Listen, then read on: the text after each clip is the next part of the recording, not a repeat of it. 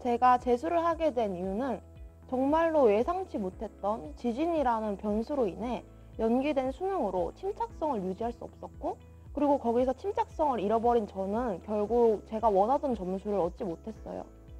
그래서 많이 좌절을 했지만 도저히 제가 중학교 때부터 지금까지 그려오던 꿈을 포기할 수가 없어서 재수라는 길을 선택하게 됐습니다. 재수를 하게 되면서 달라진 점을 이야기하자면 과목별로 한 달 단위, 일주일 단위, 그리고 하루 단위 계획표를 꼼꼼하게 작성을 하고 계획대로 하지 못한 것들은 그 일요일 날에 마무리를 지어서 매일매일 전 과목을 일정하게 공부를 할 수 있도록 많이 노력했습니다. 또한 공부 습관을 만들려고 노력했는데요. 매일 수업 시간이 끝나고 쉬는 시간에 수업 시간에 배운 것을 잊지 않기 위해서 수업 내용을 바로바로 3분 동안 복습을 했습니다. 수업을 듣고 바로 하는 복습이 제가 장기적으로 기억을 하는데 많은 도움이 되었던 것 같습니다. 상담을 받을 당시에 보았던 학습 자료들의 질이 매우 좋았고, 또 실력이 입증된 선생님들이 계셔서 큰 믿음이 갔습니다. 또한 학습 관리뿐만 아니라 생활 관리에서도 철저하다고 판단을 했고, 강화교육의 이런 여러 가지 시스템들이 수험 생활에 최적의 생활 리듬을 만드는 데 있어서 가장 효과적일 거라고 판단을 해서 선택하게 됐어요. 학원에서 제공을 해주는 실전 모의고사나 자체 교재 등의 강남 하이퍼 기숙학원만의 학습 콘텐츠가 공부를 하는데 많은 도움이 되었어요. 다른 사설 모의고사처럼 교과 과정에서 벗어난 내용도 거의 없었고, 문제의 질도 좋아서 실력을 높이는데 많은 도움이 되었던 것 같습니다. 그리고 선생님들께도 많은 도움을 받았었는데, 학과 선생님들께서 보여주셨던 열정적인 수업과 학전 선생님들의 체계적인 생활 관리도 많은 도움이 되었습니다. 특히 저는 주변에 친구들이 없이 혼자 다녀서 학원에 고민을 털어놓을 수 있는 곳이 많이 없었는데, 학과 선생님들께 과목에 대한 공부법이나 슬럼프에 대해 이야기를 하며 고민을 해소했고, 또 전략 담임 선생님께 생활에 대한 고민을 많이 털어놓으면서 심리적인 불안을 많이 해소할 수 있었어요. 6월 평가원 모의 수능 이후에 좀처럼 올라가지 않는 국어 성적 때문에 많은 스트레스를 받았어요. 그리고 수능이 다가올수록 그동안 감으로 풀었던 문제들이 불안해지기 시작하면서 9월 평가원 모의 수능에서 지구과학이 낮은 3등급이 나오고 또 생명과학이 낮은 2등급이 나왔을 때는 한 번 더 이 수험 생활을 다시 하면 어떻게 해야 하나? 다시 불안이 들기도 했었습니다. 주변에 이야기할 사람도 거의 없어서 그때는 정말 심리적으로 많이 힘들었습니다. 그렇게 정말 힘들 때는 학전 선생님께 상담도 많이 하고 가족들에게 이야기도 많이 했었습니다. 하지만 주변에서 조언을 듣는 것은 일시적인 해소 방법이라는 것을 알게 되었고, 심리 관련 책을 읽고 또 마음을 다잡는 문장들을 HSP에 적으면서 제 스스로가 강해지려고 많이 노력했어요. 저는 재수의 오할은 멘탈 관리라고 생각을 해요. 주변의 어수선한 분위기에 휩쓸리지 않는 것, 나보다 잘하는 친구를 보고 열등감을 가지지 않는 것, 또 열등감이 생겨나도 그걸 이겨내는 것, 올라가지 않는 성적에 자책하지 않는 것, 무슨 일이 있어도 포기하지 않는 것, 그리고 지쳐가는 나를 다독이는 것.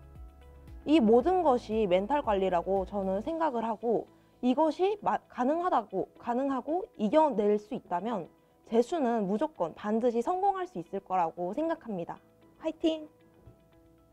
재수하면서 가장 많이 들었던 이야기 중 하나가 이번 고3들은 못하더라입니다.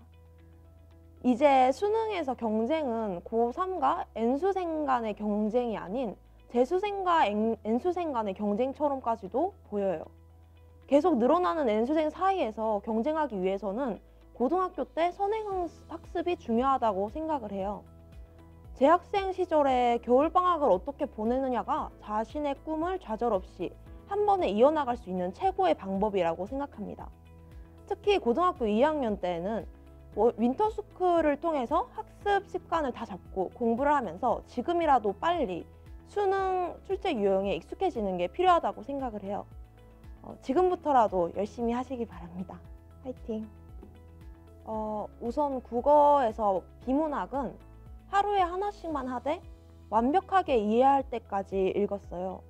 전체적인 흐름을 파악하고 단락과 단락 사이의 관계를 파악하고 또 문장 사이의 관계를 파악하고 이 문장이 왜 존재하는지를 이해하려고 많이 노력했어요.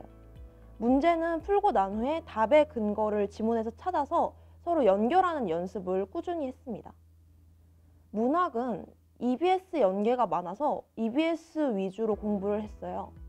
문제를 푸는 것보다는 내용을 기억하려고 했고 답지의 줄거리와 해설을 읽고 짧게 요약하고 정리하려고 했습니다. 3학기 때는 이 요약한 것만 다시 보고 정리를 해서 시간을 많이 절약할 수 있었어요. 하지만 기출도 공부를 하면서 평가원이 어떤 식으로 문제를 내는지 그것에 익숙해지려고 많이 노력했습니다. 그리고 화법과 작문 같은 경우는 학원 수업 시간에 받은 데일리 화작이라는 프린트가 많은 도움이 되었어요. 다른 건 몰라도 화작은 양치기가 가능했는데 학원 쌤들이 직접 만드는 문제를 매일 하나씩 풀면서 감을 유지하려고 노력했습니다. 그리고 화작은 나오는 유형이 거의 정해져 있고 그런 유형에 따른 문제도 정해져 있어서 노트에 화작 유형을 정리해 놓고 꾸준히 봤습니다.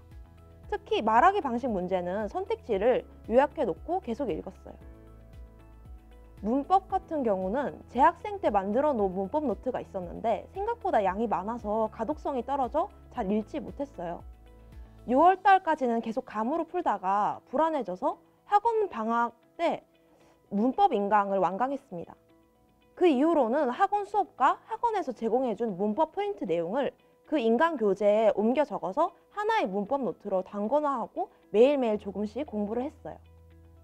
수학은 고등학교 3학년 때 모의고사만 많이 푸는 양치기 위주의 공부를 하다 보니 원하는 결과를 얻지 못했어요. 문제풀이에만 급급해서 그 구멍난 개념을 방치하였고 또 그래서 수능 때 무너졌습니다. 그 후 개념의 중요성을 알게 되었고 기본서를 3번 정독하고 개념 약점 노트 만들기를 수학 공부의 1차 목표로 잡았어요. 기본서를 처음 읽을 때는 내용을 다시 상기시키는 방법으로 공부를 했습니다. 두 번째 읽을 때에는 단원 간의 연관성을 파악하고 기본서를 다시 공부를 했어요. 세 번째 읽을 때에는 전체적인 흐름을 파악하고 백지 노트에 제가 기억한 흐름을 정리했습니다. 이 백지 노트는 3학기 때 개념 복습을 할 때 매우 잘 활용을 했어요. 이렇게 흐름을 파악하며 개념 공부를 하니 구멍 나는 부분이나 또 문제풀이를 하다 막혔을 때 이 개념 다음에 어떤 개념이 나와야 할지 쉽게 떠올릴 수 있었습니다. 또한 저는 약점 노트를 작성하였는데요. 약점 노트는 미적분, 기하 벡터, 확률과 통계 각각 따로 3개의 노트를 만들었고 개념, 기술, 실전의 3종류로 나눠서 정리를 했습니다. 예를 들면 기본서를 공부하다가 헷갈리는 개념이 있으면 약점 노트 앞에 그 개념, 컨셉의 약자인 C를 적고 개념 약점임을 표시합니다. 문제풀이에서 스킬적인 부분이 약점으로 나왔다 하면 테크닉의 약자인 T를 적고 또 실전에서 계속 실수하는 부분이나 이런 멘탈적인 부분은 프랙티스, 실전의 약자인 P를 적으면 됩니다. 이 노트는 꾸준히 만들어 가야 효과가 있고 나중에는 큰 재산이 됩니다. 저는 탐구 과목을 생명과학 1과 지구과학 1을 선택했는데요. 생명과학 1부터 말씀을 드리면 우선 저는 킬러 문제인 유전, 신경 전도 문제를 감으로 푸는 문제점이 있었기 때문에 유형별 문제집을 사서 유전이나 신경 전도 문제의 풀이 순서를 노트에 따로 정리를 했습니다. 그리고 학원에서 나눠주는 실전 모의고사나 사설 모의고사들을 계속 풀면서 이 풀이 순서를 실전에 적용해 보려고 노력을 했고요. 개념 부분은 정확하고 빠르게 풀어야 했기 때문에 노트에 그 대단원의 제목을 적고 지역적인 개념을 번호를 매기며 정리를 했습니다. 이러한 단원별 개념 노트를 작성하게 되면 전체적인 흐름을 공부하면서 또 지역적인 내용도 빠뜨리지 않을 수가 있습니다. 특히 3학기 때에는 전체적인 흐름이 기억을 나면 다 안다고 생각을 하고 실전 모의고사를 풀면서 개념에 소홀히 하게 되는데 그때 단원별 개념 노트가 큰 도움이 됐습니다. 또한 학원에서 2학기, 3학기 때 중요한 개념을 위주로 단원 정리를 해주고 실전 문제를 풀면서 여러 가지 스킬을 배운 것이 큰 도움이 됐습니다. 지구과학은 해가 지날수록 어려워지고 있고 또 지역적인 개념이 많이 나왔기 때문에 개념 정리를 더 철저히 하려고 했어요. 작년 수능에서 EBS 교재에서 개념 연계가 많이 되어서 수능 특강을 5번을 봤습니다. 답지를 읽으면서 또 답지의 개념을 따로 정리를 했어요. 수능 완성은 문제집으로만 사용을 했고 지구과학도 생명과학처럼 개념 노트를 따로 만들어서 더 철저히 정리했습니다. 킬러 부분인 천체 파트는 기출, 수능 특강, 수능 완성을 3번 정도 풀었고 사설 모의고사는 감 유지형으로 일주일에 2개 정도 풀었습니다.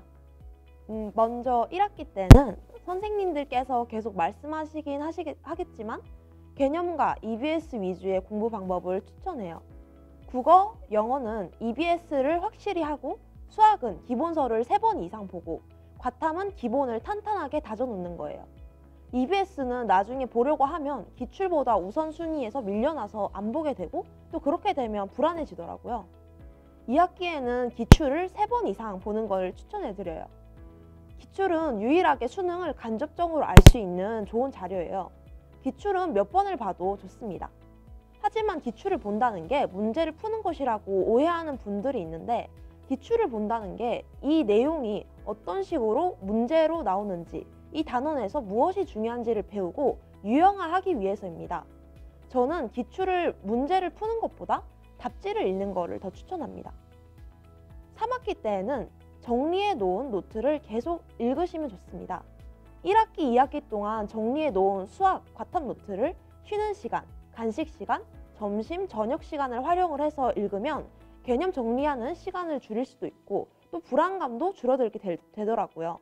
그리고 수능에서와의 비슷한 긴장감을 조금이라도 줄이기 위해서는 그와 비슷한 환경을 많이 접하는 게 좋다고 생각합니다.